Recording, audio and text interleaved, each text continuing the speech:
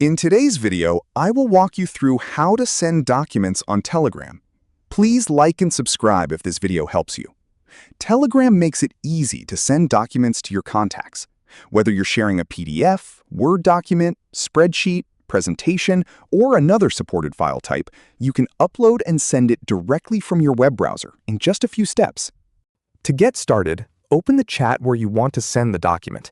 This can be a private conversation, a group chat, or a channel where you have permission to post files. Once you're inside the chat, look for the attachment icon next to the message box and click on it, and from the options, select File. This will open your computer's file browser, allowing you to choose a file from your device. Browse and find the document you want to send. Click on the file to select it, then click Open. The selected document will be uploaded to Telegram. Before sending the file, Telegram may display a preview showing the document's name and size. Take a moment to confirm that you've selected the correct file.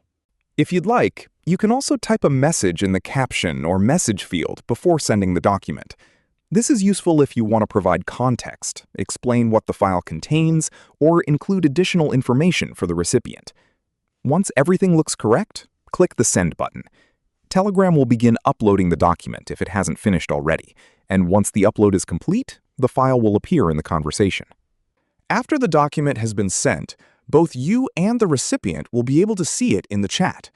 Anyone with access to the conversation can click on the document to download or open it, depending on the file type and their device. If you need to send multiple documents, simply repeat the same process. Select the attachment icon again, choose another file from your computer, and send it to the chat.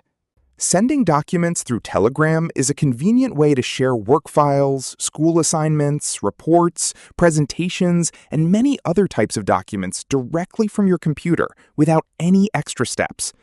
And that's how to send documents on Telegram. Thanks for watching, and I'll see you in the next video.